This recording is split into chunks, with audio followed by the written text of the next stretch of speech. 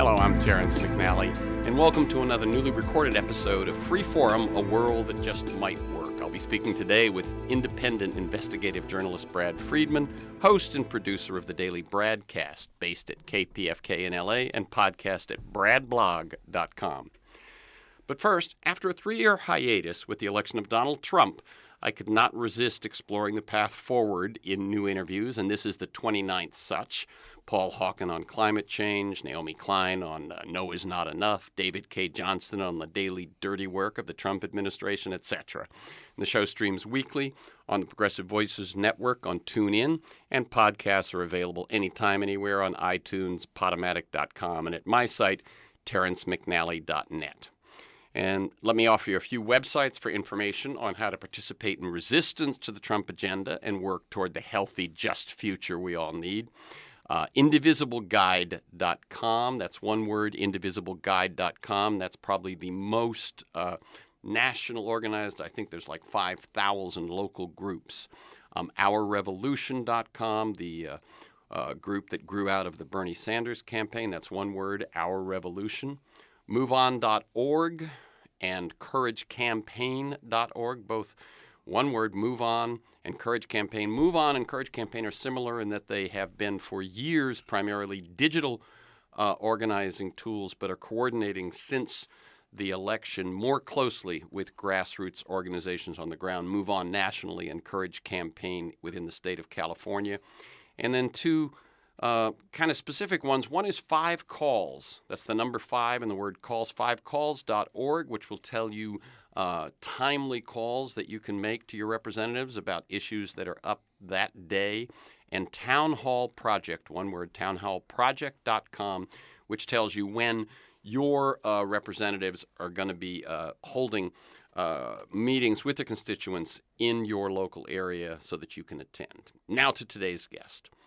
The midterm elections take place on November 7th. That is less than 20 weeks from the day we record this interview, which is June 24th, 2018. And for the umpteenth time, both sides will tell you that this is the most important election in years or in your lifetime. Only this time, it might be true. Let's be clear. Democracy is about much more than elections, and elections are about much more than what happens when you walk into that box. Our democracy may be under threat, and the validity, accuracy, and reliability of our voting and vote counting is as well. And today we will talk about those threats and what we can do about them. Brad Friedman, a self-described independent investigative blogger, journalist, and muckraker, has broken numerous exclusive stories over the past 15 years at bradblog.com, as well as Salon, Mother Jones, Huffington Post, and the UK Guardian, many regarding our fragile and failing electoral system. The daily BRADcast, based at KPFK in LA, is nationally syndicated, including daily at Progressive Voices Network on TuneIn. And it's also available as a free podcast at bradblog.com and other podcast sites. Welcome, Brad Friedman. Terrence, great to be here, my friend. Thank you. Yeah. Strange time for looking for a world that just might work, isn't it? Well, tough times. Believe me, it has never seemed like it was a sure thing. Yeah. Okay. That's why it's might. Right. It's conditional. Yes. What the meaning of that is basically it's up to us.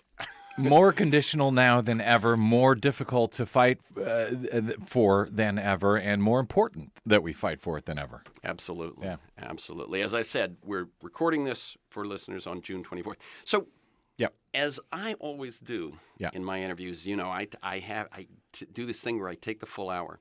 So it gives listeners a chance to get to know the people a little bit behind the ideas and the problems and the things we talk about. So tell us briefly about the path to the work you find yourself doing these days. Boy, the path, I started really back in 2004 at bradblog.com when I saw problems that had happened on election night in the election between George W. Bush, his re-election, and John Kerry. And things went terribly wrong in the state of Ohio.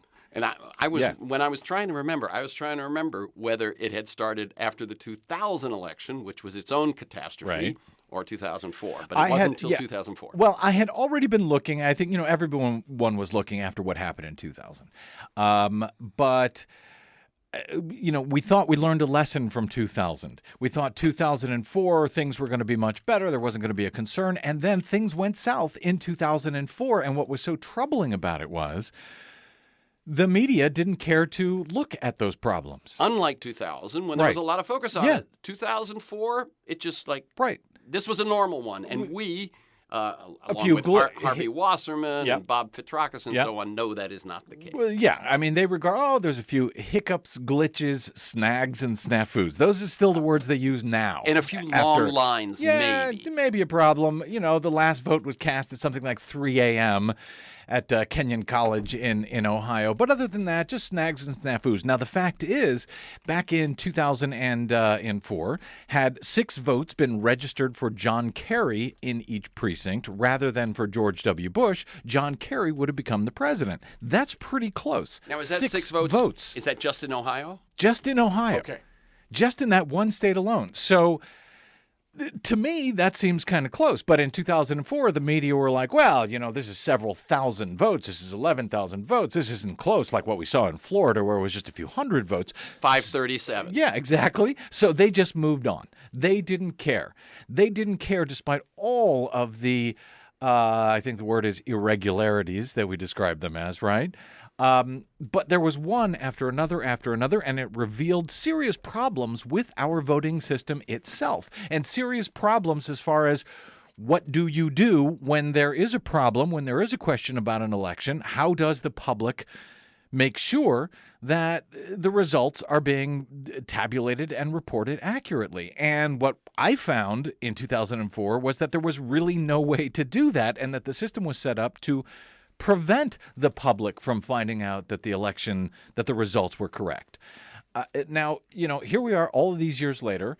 I could not tell you for certain who won the 2004 election. Was it George W. Bush or John Kerry? I don't know, because we were not allowed to actually look at the results. A lot of people will say, oh, that election was stolen.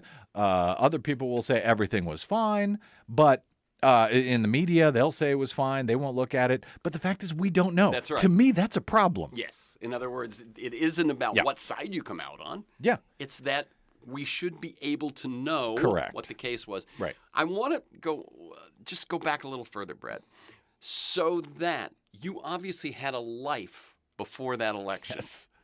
Yes. Were you? And I haven't had one since, by the way. I understand unfortunately. that. I understand that. Yeah. But I'm sort of curious. Were you a history major? Were you what were you doing before this began first as something that troubled you, right? Something which became an obsession, and then something which became a career, right? Well, I was actually a software developer, and I was an actor at the same time. Actor, director, producer. I was doing had a show out here in Los Angeles that we would produce every week, that Desi Doyen and I, who now produces my radio show and so forth, and we do the Green News Report together, which is also a syndicated radio show. We both worked on that. We did that for about 5 years. It was a new show each and every week. It was exhausting. It was sold out every week. It was a big hit. It was a lot of fun, but it was exhausting. Eventually, we stopped it after about 5 years. And what was the nature of that show? That show was called Crime Scene. It was basically 3 different storylines each week that continued from week to week. It was satire. It was a bawdy, ridiculous, funny. And both video, and it was video? No, it was actually live theater program. And here's the rub. There was a character that I would play from time to time to open the show, who was a fake news guy.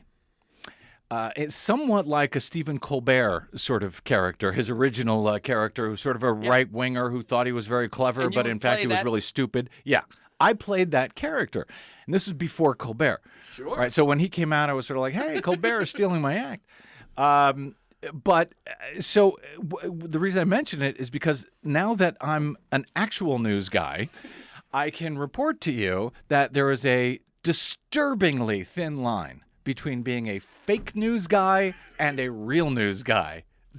disturbingly thin line. There really is. I'm guessing actually Yeah. that at some times, occasionally, as you're doing your straight gig now, Right. and you're reading what just happened and so on, you're going, this is more satirical Yes. than anything we made up before this stuff started. Correct. Sometimes it is. I mean, this is more absurd. By far, the world has become far more absurd than it was back then when we were satirizing it. And I look back at, so there was during the 2000 election, actually, I went out and did a field piece for this show on Super Tuesday. And this was John McCain versus George W. Bush that year. And I went out and interviewed people at the polling place. And again, this was the fake news version of me, right? And I have looked back at that ever since, and I think, oh, how quaint. Because I was talking to right-wingers who were choosing between George W. Bush and John McCain, and I was sort of driving them crazy, albeit it was already a short drive at that point. But it was just so quaint, such a simpler time. Yeah. And looking at it now, it was almost what we are doing in reality is almost far more satirical and ridiculous than what we tried to make back in 2000 with this piece. How often do we say you couldn't make this stuff up? Right. I mean, Melania's jacket. Right. That would be a photoshopped thing that would happen on Saturday Night Live as part of News Update. Right. Only no, it's reality. And it is true. And the problem, and it's kind of amusing when we look at it that way, but it's wildly disturbing, especially on a daily basis, which I have found out now that we've been now that we do the BRADcast. We used to do the BRADcast on a weekly basis for many years, and in 2015 we started doing it on a daily basis. Now the things that I thought were amusing and satirical are just constantly disturbing on a daily basis. There's a lot of people out there who are still find it amusing because it's so crazy. But pay attention. This is not amusing. No. This is, yes, crazy, but this is not amusing. This is disturbing on a daily basis. And I think dangerous. I mean, wildly dangerous. I'm going to take disturbing a little further. Wildly dangerous. I mean, when you look at, if you watch CNN or MSNBC and they're, chuckling about today's news and the thing that Donald Trump said, and then, oh, isn't that hilarious? This is not hilarious. This is damned serious and damn dangerous. And actually, as we know, it was partly that attitude that got him all the free media that basically positioned him as a normal or a real candidate rather than a sideshow. He announces on the escalator. Yep.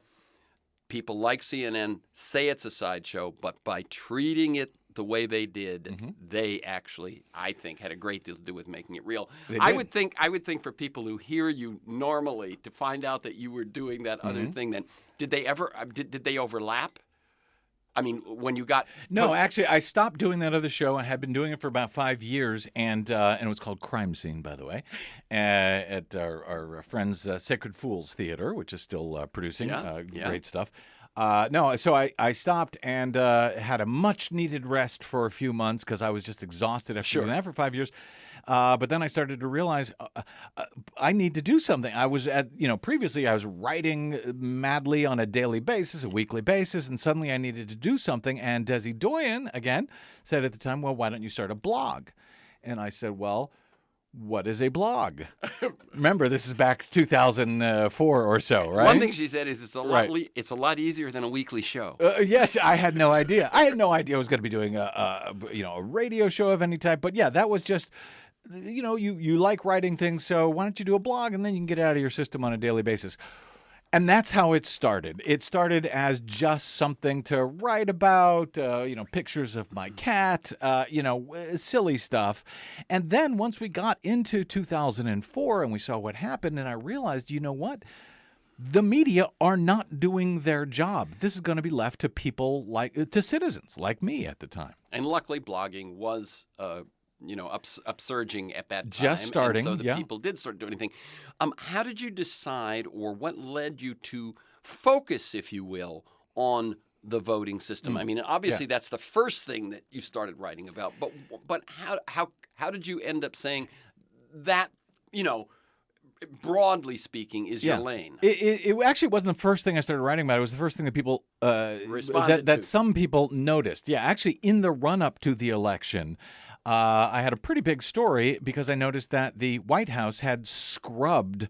On their White House website, they had scrubbed a list of the so-called coalition of the willing in the Iraq War. And they did it. They removed it from the site at some point after the debate between Dick Cheney and John, what the hell is his name? The vice presidential candidate.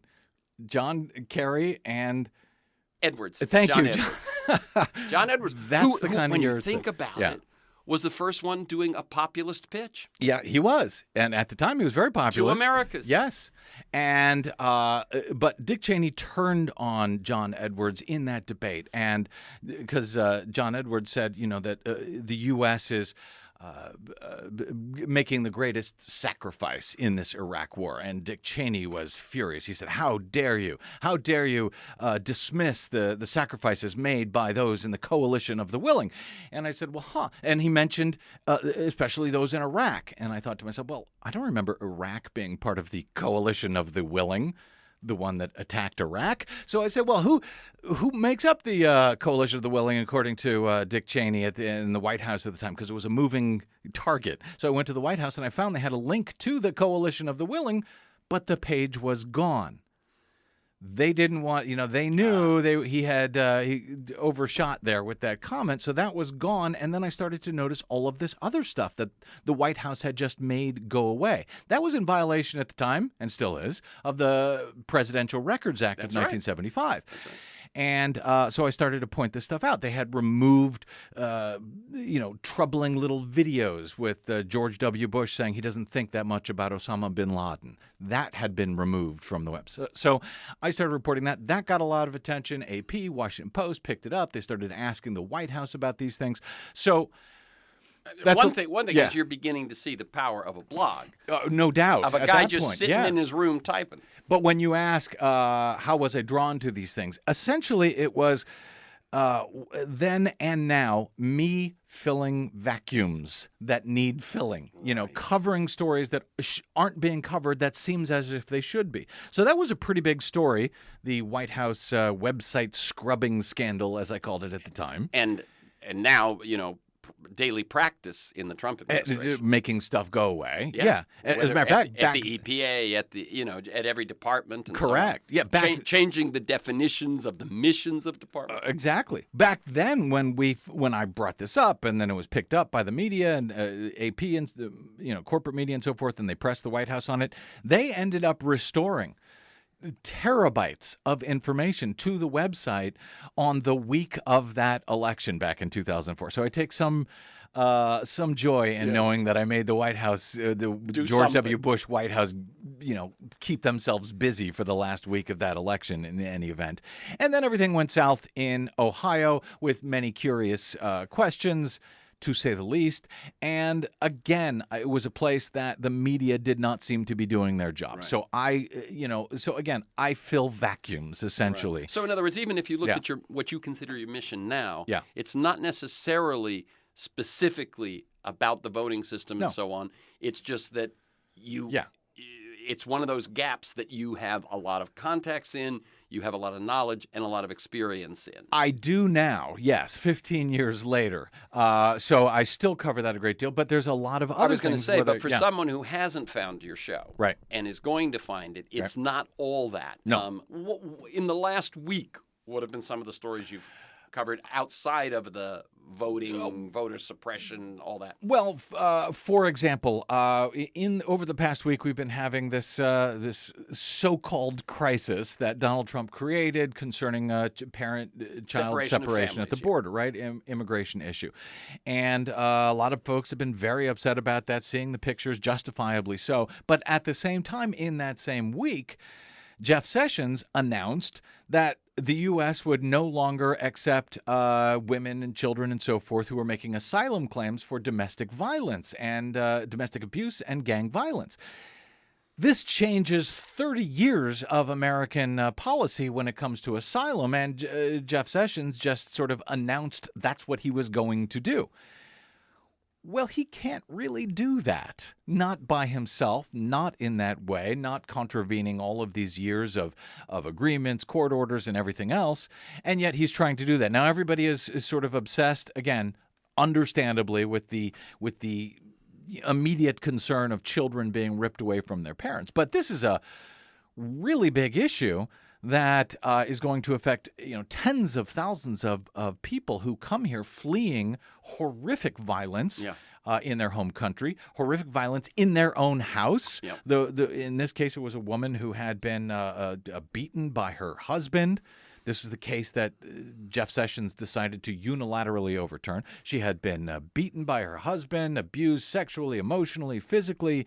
She had got a restraining order against the husband, and the government told her, okay, here's your restraining order. Go deliver it to your husband. This was the other. Where was she from? She was from El Salvador. El Salvador. And she had to deliver it to the husband herself. And by the way, her husband was a police officer. Or I'm sorry, her husband's brother was a police officer, so her brother-in-law. And they were all basically warning her, you are going to die. You are going to be killed. She fled to the U.S. To try to have asylum under this. And as you say, as has been the case for 30 years. Right. And it's gone through it's been adjudicated and adjusted over time to include more domestic violence victims and so forth, particularly under Obama. But Jeff Sessions just came in and announced, we're not doing that anymore. Now, all the attention is going to the separation of the kids and the parents, understandably. But this is this other huge issue that's going to affect us for years. So, again, I was drawn to that. Right. So folks, the show, again, is Bradcast. Yep. And as I said, it's on Progressive Voices Daily. It's on KPFK in Los Angeles, 90.7 FM daily, and at your site, bradblog.com, not only daily, but anytime, anywhere, and the archive as well. Correct. Okay. Along with, by the way, the Green News Report, we do a lot of environmental coverage. Another issue that deserves attention from the world, from the media, that has not gotten the attention that it should. Climate change and so forth. So we try to bring focus to those things. Again, another vacuum that needs filling, as I see it. Okay. So now we're going to shift to this conversation. But thank you. I mean, I find that interesting, and I bet others do too. So I'm sure that I was one of millions who, after watching the Republicans amass enormous power in the states over the last 10 years, and when the president, for the second time in this century, with a minority of the popular vote, felt that if there were a viable alternative, we should fire the Democratic Party. In other words, if they were our ad agency, if they were our marketing agency, if they were our legal team, we would fire them and take our business elsewhere. But the way the rules are set up, that's not a viable alternative. Where does that realization take you? As far as the failures of the Democrats as a party? And how we who want who want things to change, I mean, just how do you view the as I say, the failures of the Democratic Party? My most recent newly recorded interview was with David Farris, who I learned about from you.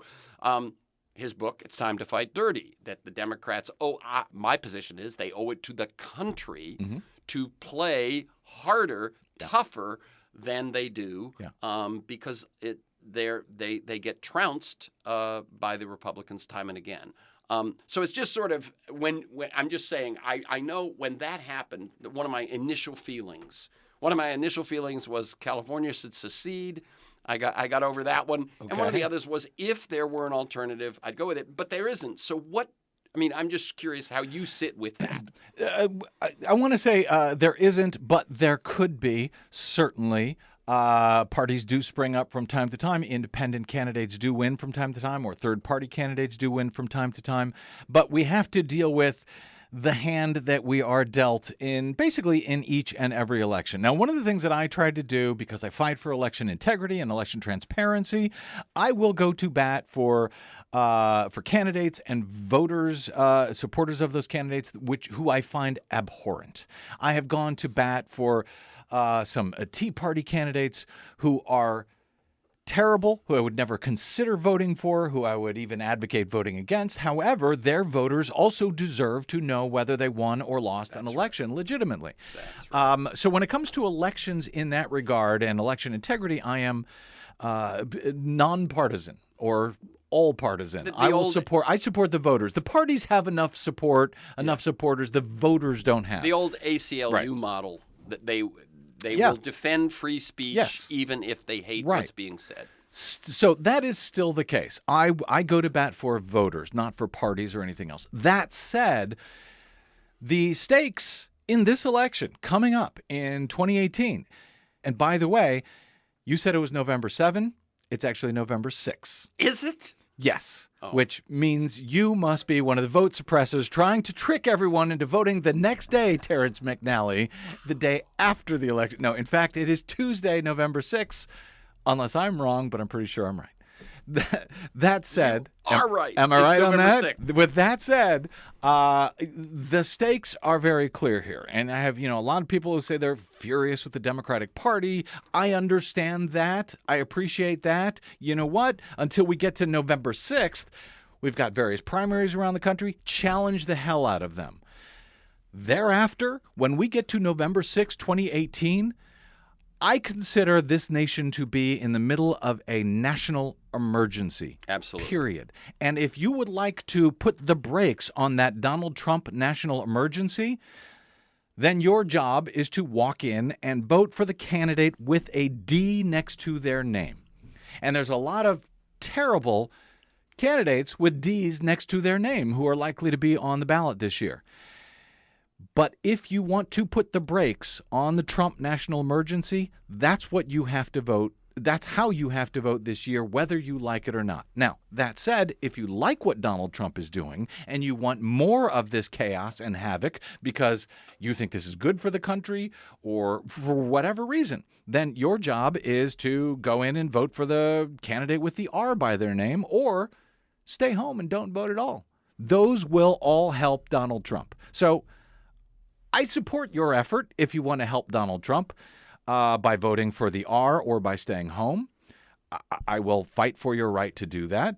But you need to know the stakes. And I think a lot of people, I see a lot of Democrats and a lot of progressives saying, oh, both parties are the same. To me, that is the goddamn laziest take you can have. If you look at what Donald Trump is doing and you want to tell me that both parties are the same, then guess what? You ain't paying attention. So I just find that incredibly lazy when I hear it from progressives. So, primary the hell out of the Democrats right now, fight like hell to change the party as we move forward. But the stakes when it comes to November 6, 2018, I believe could not be clearer. Make your choice. Yeah. I mean, if there is a possibility that the Democrats, that there is a wave and that they do take the Senate and the House, then we can actually begin to reverse some of the damage rather than just slowing it down a bit. Yeah. After we find out that's right. if they've taken one or more of those houses. Yeah. That's right. So, midterm elections, November 6th. What are the things Here's the way I want to ask this question. Yeah. There are threats to this election.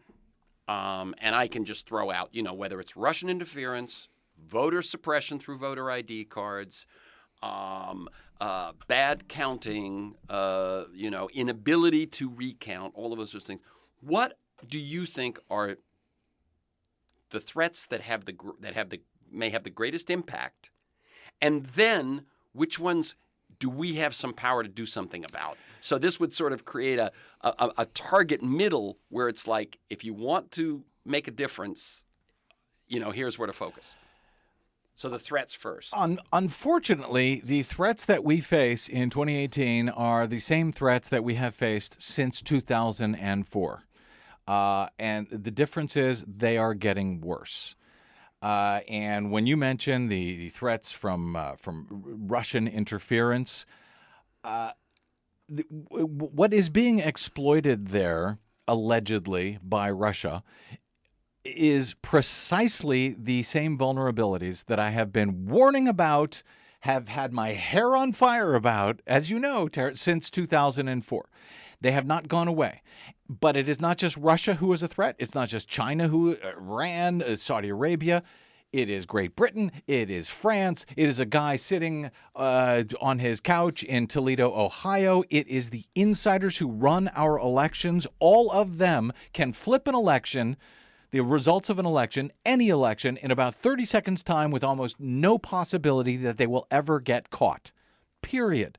And to deal with that problem, election officials around the country are making problems worse, not better. They're changing their systems. They're saying these will be better able to safeguard against outside attack.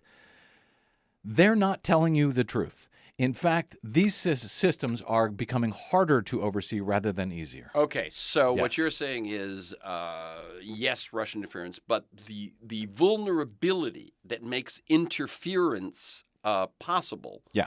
doesn't matter where it's coming from. It where doesn't. the It doesn't interference coming require a state actor. from. That's right. I'm as worried about you, McNally, going in there, because we already saw what you did with the dates. So going in there and flipping an election, you can do it. It doesn't require a state actor like Russia. A single person can do this. One of the defenses, and it's ridiculous that anyone defends that vulnerability, but one of them is, but it's a national election, and elections are done by precinct, by county, by state.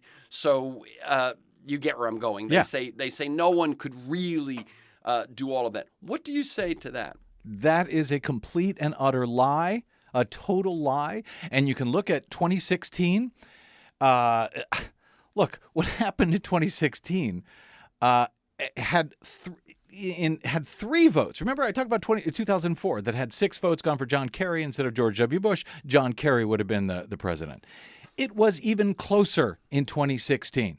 Had 3 votes gone for Hillary Clinton instead of Donald Trump in the 3 states essentially that made the difference. 3 votes per precinct. 3 votes per precinct. In Wisconsin, Michigan and Ohio, and Pennsylvania. Right. Okay. Gone for Hillary Clinton, been recorded for Hillary Clinton rather than for Donald Trump. She would be the president now. It was an incredibly close race. It was obviously a shocking twist ending for some. For many, I had been warning in the lead up to the election how fragile our systems were and how Donald Trump could very well win when everyone else was saying, he'll never win. And yet, the Democrats never asked for a hand count, a recount of the election in those states. That was left up to Jill Stein of the Green Party. She eventually did it. And guess what? In all 3 of those states, and in at least 2 out of the 3 of them, you have hand-marked paper ballots across the state that could have been counted by human beings. But in all 3 of those states, Republicans went to court to stop her from being able to count the election, from stopping the public from being able to count the results of the election. And they won those fights. The Republicans did. Yeah. Oh, yeah. They were able to stopped stop the recounts. in none of the 3 states were we able to hand count all of them. And the premise for stopping was that she didn't have standing?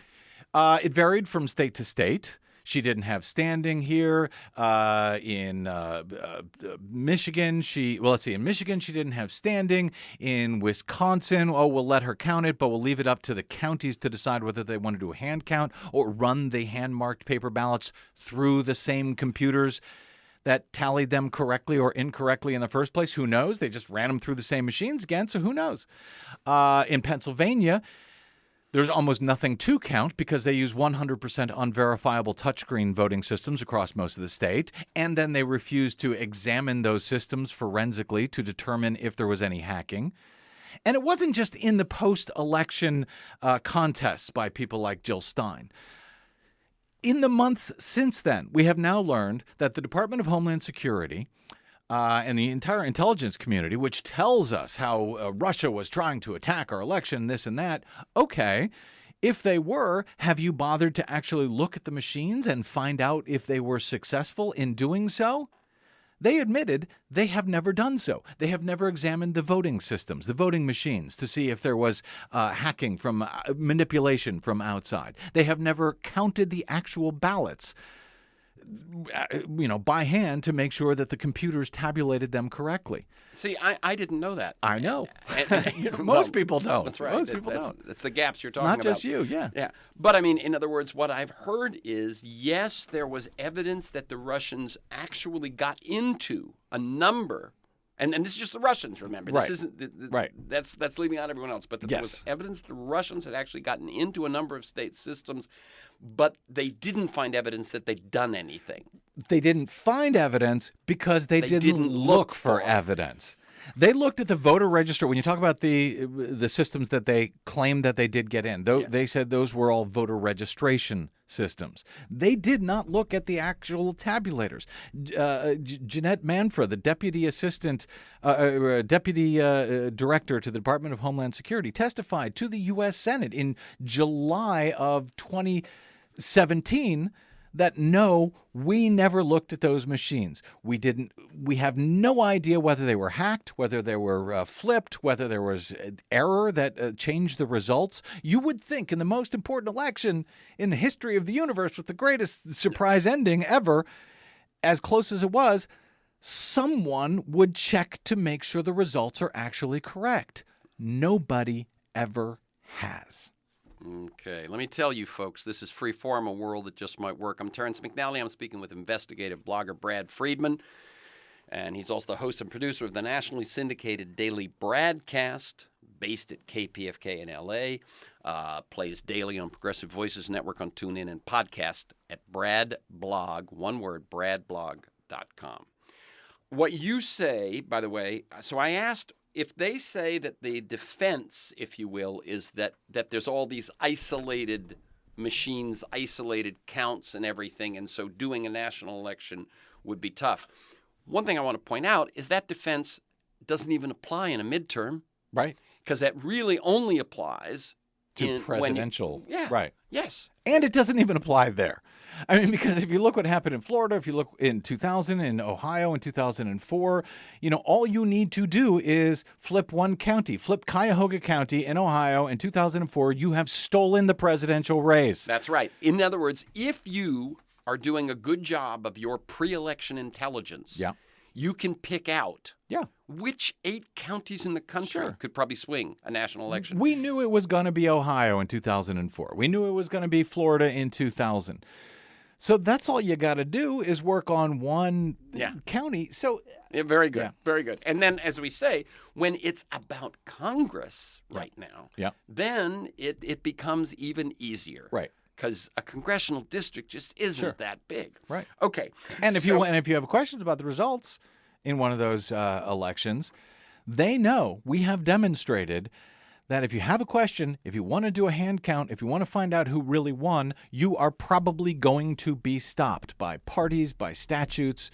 It will be almost impossible to oversee the actual results. When was the last time there was a recount you liked?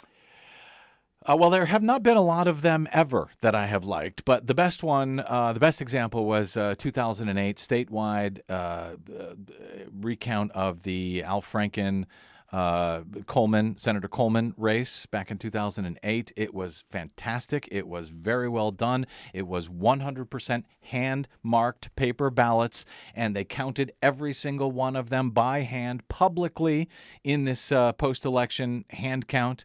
It was very well done.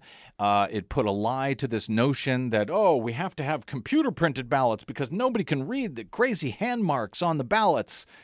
Complete nonsense. Out of some 3 million votes, 3 million ballots cast in that election, there was less than a dozen that could not be unanimously agreed upon by the entire set of board of recount judges, 5, multi-partisan. And this took about judges. 6 weeks, right?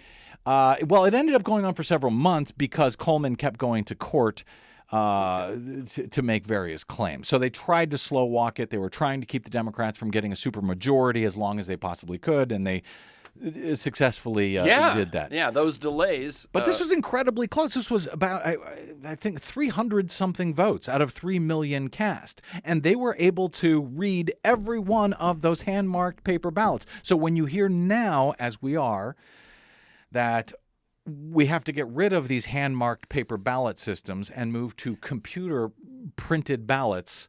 Don't buy it. Question I've been asking since 2000, which is, if I don't own a computer voting machine company, right, what is the big motivation to keep saying that and keep acting as if that were true when in fact Canada, right, the population, big country, population about the same as California, they do hand counts, right, of paper ballots.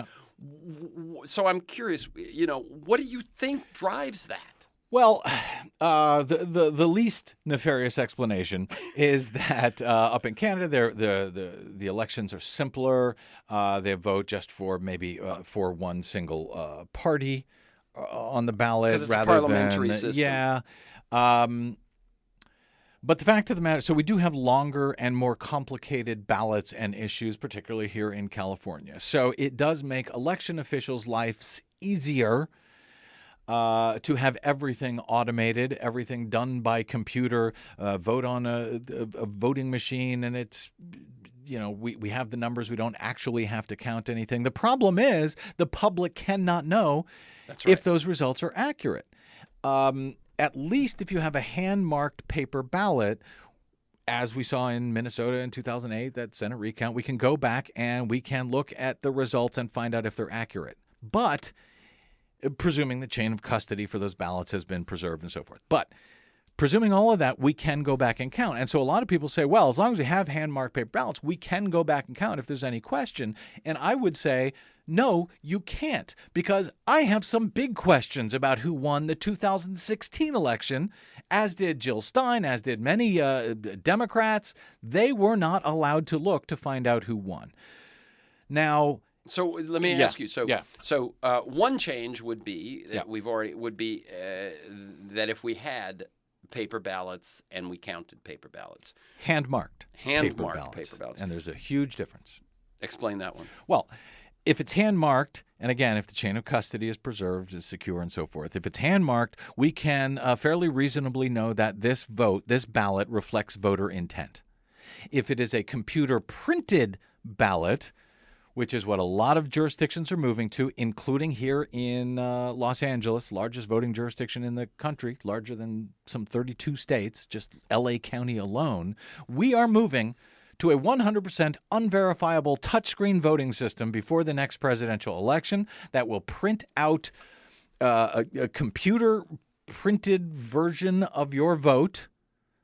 Some of it will be human readable. So in theory, you can verify what's on that piece of paper. But after the election, we won't know if anybody verified any of those human readable selections. Do you understand what I mean by human readable? It's printed out by the computer. We won't know if those actually reflect the will of the voter because we won't know if anybody actually checked them, A. And B, we won't even get that far because guess what? The computers won't be tallying that human readable selection that you may have verified or maybe not. They will be reading a barcode that is printed onto that ballot that contains your votes in theory that no human being can possibly verify.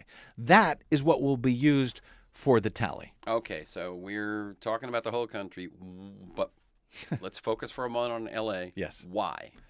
What's the justification for that after all of this huzzarai over the last 16 years, or 17 years now, 18 years? Again, going to efficiency? to the least nefarious. It's efficient. It's easier. It's quicker. We'll get results quicker. Some people will claim it is more secure. They are lying, or they're misinformed. But they'll claim it's more secure, and it will allow us to do other things that our current system does not. For example, we can have a lot more candidates on the ballot. Right now, we have it's sort of a limited. With the computers, why everything is unlimited. Beyond that, instant runoff voting, ranked choice voting, which is something a lot of progressives would love to see. Well, the good news is we will have voting systems that will allow for this wildly complicated scheme for electing people that will make it harder to know who actually did win or lose any election. But hey, we got ranked choice voting now because our computers can handle it. I got it. So that okay. And one more I got to toss in. Okay. Well, Democrats tend to like it because this is going to move us closer to online voting, internet voting, which cannot be secured. But Democrats think this will, in California in any event, this is going to work out great for us because California is a Democratic state. So if we make it easier to vote, we Democrats get more votes. Well, I mean, the Democrats basically usually want it to be easier to vote.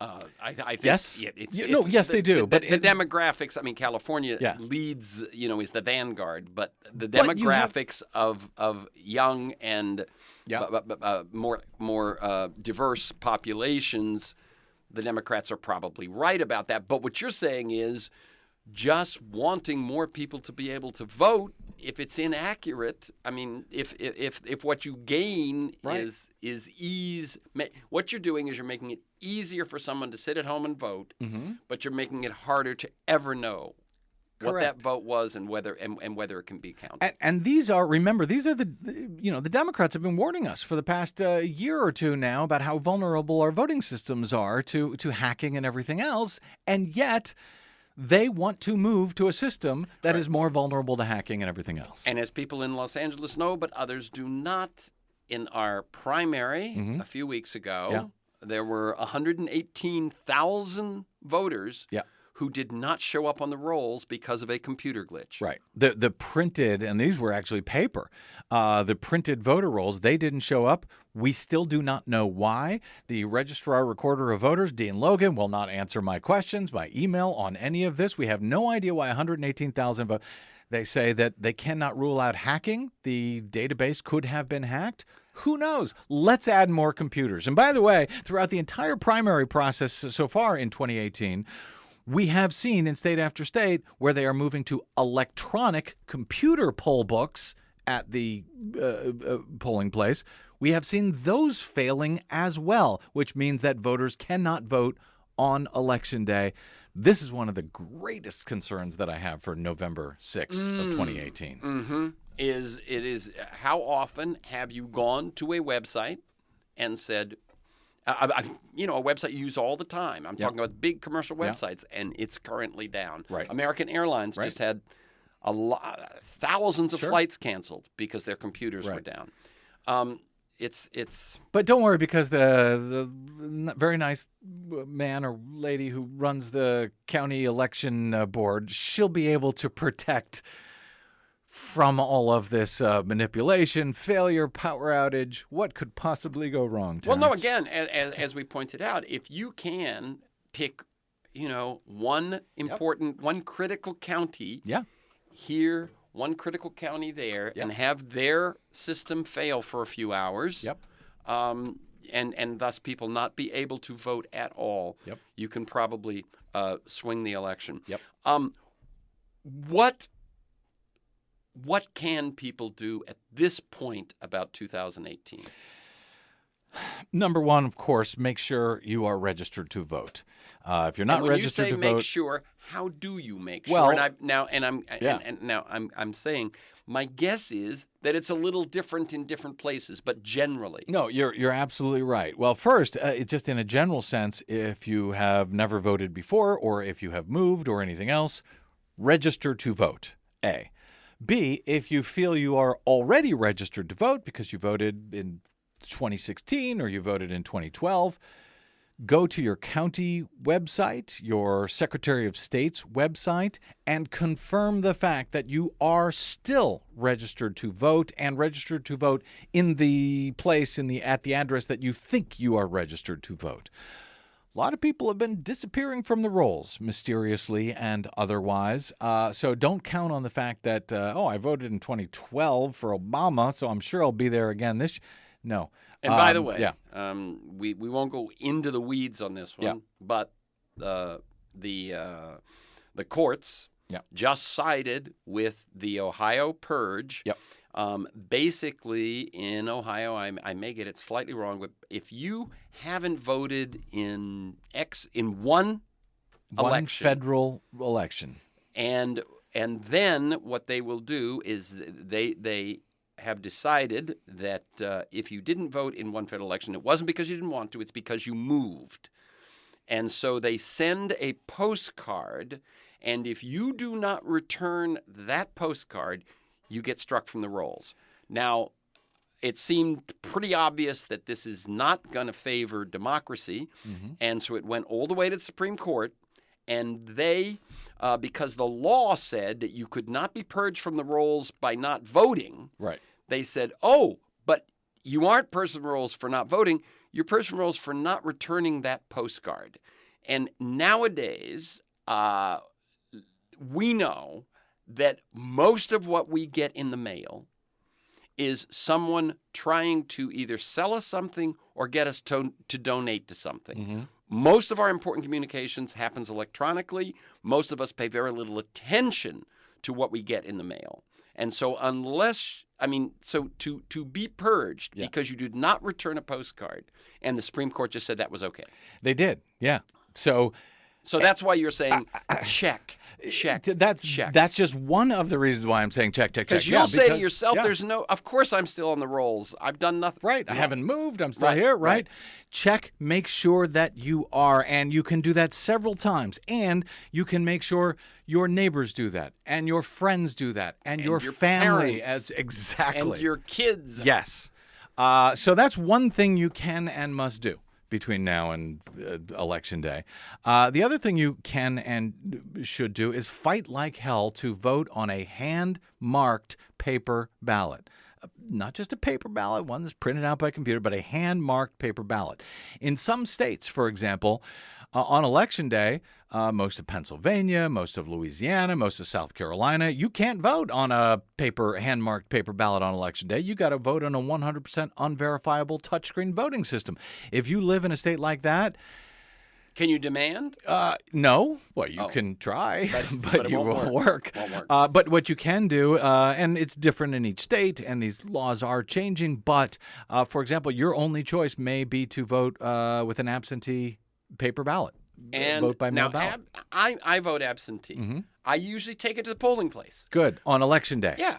Right. But I vote on an absentee ballot so that I can sit with it, I can do it, I can, okay. What's the state of absentee ballots? It does mean that it's hand-marked. It's got that going for it. Yeah. It does mean it's a paper ballot. Yep. Do they get counted? Yes. Absolutely. Counted accurately? I couldn't tell you. Because they're counted by computers, and we're not allowed to check to the and then the computers recount of the absentee ballot would likely be, in many cases, would be they just go back and look at that computer count. No, in theory, they look at the actual ballots themselves. The question is, do they look at them by hand, like have human beings actually count them, or do they just run them through the same computers that tallied them correctly or incorrectly in the past? We don't know. Okay, but so absentee is one way to so even in those states that vote on the touchscreen voting, if you vote absentee, you got a piece of paper and you got a pen, and you can actually make sure that you correct. And as you do, Terrence, you bring it in and deliver it to the precinct. In some places, you have to bring it to the county headquarters. And so for anyone who doesn't know that, just because you ask for an absentee ballot, you actually, having asked for an absentee ballot, you have two options. One is that you can fill it out. Well, you have three. One is you fill it out and mail it to them. Right. But we recommend not doing that. Correct. Because you want to make sure that it doesn't get lost in the mail. So you fill it out at your leisure, and then that day, between, 8 and 8 or whatever it is, you just walk in. You don't have to wait in line. You're just delivering it, and they right then let you drop it in a box. Another one is in California. Check your local jurisdictions for how the rules work, because they're a little bit different in every place. Okay. But yes, certainly in California, they make it very easy to bring your ballot in and drop it off on Election Day. That is far preferred to mailing them, to dropping them in that or voting black by machine. box. Now, by the way, they also in California allow you to, if you give them the absentee, you can go into the voting booth and vote. You can switch. You can say, here, I don't want my vote by mail ballot. Right. I'm returning it, and now I'm going to vote in person. So for those who think that if you got an absentee ballot and now you can't find it, so you can't vote, that's not true. If you got an absentee ballot and you filled it out and you can you can go and vote that day with your absentee ballot. That will assure you of hand-marked paper ballot. And if you go into the precinct, you lost your the vote by mail ballot, and you go in to vote, what you will be forced to do is vote on a provisional ballot. Or if your name does not show up on the rolls for whatever reason, correctly or incorrectly, you will be forced to vote on a provisional ballot. Do those get counted? Yes, although they are more easily discarded than normal ballots. In other words, they will go through all of the provisional ballots. In theory, unless you got a bad guy in there. Right. But in theory, they go through all the provisional ballots to find out if, in fact, you are a legitimate voter, or you you haven't voted by mail already, and so forth. And then those votes will count. There's this, since you mentioned it a couple of times, a lot of people think they only count absentees or provisional ballots in the closest of races to make the difference. It's wrong. Okay. It's not true. Yeah. They count those ballots. Again, accurately or not, that's a separate question. Right. But those ballots will be tallied. So beware the cretins who warn that provisional ballots are not real ballots, that they don't get counted, that they are placebo ballots. It's just to make you feel good. Yeah. Make you feel good. That's not true. They are thrown away at a higher rate than regular ballots because they can claim, the signature doesn't match or they weren't registered or whatever. But the majority of provisional ballots are counted. So don't walk away saying, well, I'm not going to vote provisionally because those are never counted. That is not true. Okay. You got one more minute. All right. Make sure you're on the rolls. Make sure you're on the rolls. Make sure you're on the rolls. Make sure all your friends and relatives are on the rolls. Try your best to vote by hand on a paper ballot. One way to do it is absentee. Any last? Your job is not done after you've done all these things. After you voted, after you got your ballot in there and everything else. On election night, at the precinct, at your precinct, they will print out, the little computers will print out little tapes of results. You can be there. You can oversee that process. You can take photographs of those little tapes with your iPhone, because sometimes those numbers change from the time they're printed out at the precinct to the time they are collated at the county headquarters. So you can be there. You can be present. You are responsible for overseeing your own election system. Oh, and by the way, we need people to work the polls. Volunteer to work the polls, whether it's as a poll worker for your city or your county. Or whether it's with your party, to be an observer what goes on at the polls.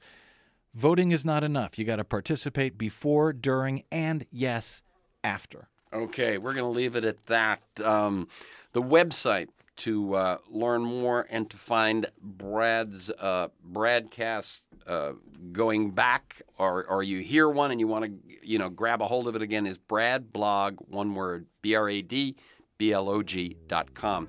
For this conversation and many other interviews, articles, transcripts of interviews, to join me in pursuit of a world that just might work, go to TerenceMcNally.net, TerenceMcNally, TerenceMcNally.net, or aworldthatjustmightwork.com to the same website. If you want to receive a weekly announcement by email of upcoming guests and issues, usually with 5, 6, 7, 8, 9 articles relevant to that week, sign up at my site or email me at temcnally@mac.com, TEMCNALLY@mac.com. You can also subscribe and listen to the Freeform podcast on Podomatic.com or iTunes. You can find years of podcasts at my site. That'll include not just the ones I've done most recently, but as I say, going back years, Jeremy Scahill, Robert Reich, Van Jones, Connie Rice, Greg Boyle, etc. You can follow me on Twitter at McNally Terrence. Thanks to G, my engineer, to Mark Maxwell in production here at KPFK, to George Vasilopoulos at Progressive Voices, and most of all to you, my listeners. Please share this podcast widely. Thank you, Brad Friedman. Keep up the good work. It's an honor. Thank you for all you do, Terrence. Okay.